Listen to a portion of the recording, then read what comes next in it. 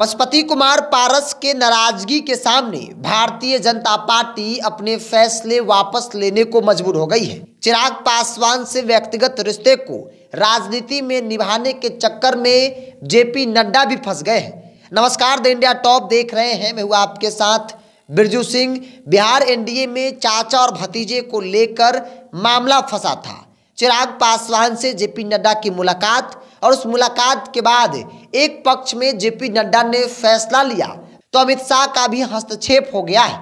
अमित शाह ने सीधे तौर पर जेपी नड्डा से पूछा कि आखिर आपने पशुपति कुमार पारस को आउट किया, एक भी सीट नहीं देने का फैसला किया, चिराग की सभी शर्तों को मान लिया, तो इसके पीछे का कारण क्या है? आखिर वो कौन सी बड़ी वजह है जिसके कारण चिराग की तमाम शर्तें मान ली गई, जिसके बाद अब जेपी नड्डा भी पूरी तरीके से फंस गए हैं। क्योंकि आमतौर पे ऐसा कहा जा रहा है कि जेपी नड्डा का पारिवारिक संबंध चिराग पासवान, रामविलास पासवान के परिवार से है और उन संबंधों को जेपी नड्डा ने राजनीति में निभाया है। उन्होंने पशुपति कुमार पारस के साथ न्याय नहीं किया और इसी बात को लेकर अब नड्डा भी अमित शाह के सामने फंस गए हैं। अमित शाह ने फैसले को लेकर फिर से सोचने को कहा, जिसके बाद अब फैसला लिया गया है कि पशुपति कुमार पारस तो एनडीए में रहेंगे ही रहेंगे, साथ ही साथ वो हाजीपुर से चुनाव लड़ेंगे। मतलब भाजपा ने जो 5 सीट चिराग पासवान को दी थी, अब वो 5 सीट चिराग पासवान के खाते में नहीं रहेगी, बल्कि उसमें से एक हाजीपुर की सीट पशुपति कुमार पारस को दी जाएगी। क्योंकि हाजीपुर से पशुपति कुमार पारस सांसद है। ऐसे में 4-1 के फॉर्मूले के साथ भाजपा ने चाचा और भतीजे के बीच की लड़ाई को खत्म करने का अंतिम प्रयास किया है। क्योंकि पशुपति कुमार पारस को जैसे इस बात की जानकारी मिली कि चिराग की तमाम शर्तें मान ली गई है, मुझे सीधे तौर पर इग्नोर कर दिया गया है, मुझे आउट कर दिया गया है, जिसके बाद पशुपति कुमार पारस के खेमे में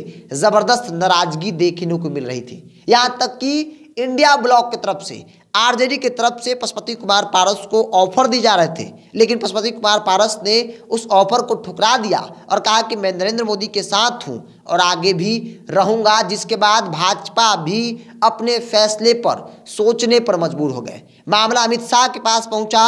अमित शाह ने उस फैसले पर फिर से सोचने को कहा और जेपी नड्डा से पूछा कि आखिर आपने चिराग पासवान की सभी शर्तों को मान ली है, तो इसके पीछे का कारण क्या है? आखिर क्यों पशुपति कुमार पारस को आउट किया जा रहा है? पशुपति कुमार पारस को एक भी सीट नहीं दी जा रही है, जिसके बाद बात बात पर बातें खुलने लगी और चर्चा होने लगी कि इसके पीछे का सबसे बड़ा कारण जेपी नड्डा का व्यक्तिगत रिश्ता चिराग पासवान उनके परिवार से, और उन रिश्ते को जेपी नड्डा ने राजनीति में निभाया है। और यही बड़ी वजह है जो जेपी नड्डा ने पशुपति कुमार पारस को एक भी सीट नहीं और चिराग की तमाम शर्तों को मान ली। उस चिराग पासवान जो हाल के दिनों में 5 राज्यों में चुनाव हुए, जहां पर भाजपा का जाकर डिस्टर्ब किए, भाजपा के कई फैसलों के विरोध में वो सड़क पर उतरे, विरोध किया, बल्कि पशुपति कुमार पारस भाजपा के साथ चट्टानी एकता के साथ खड़े रहे।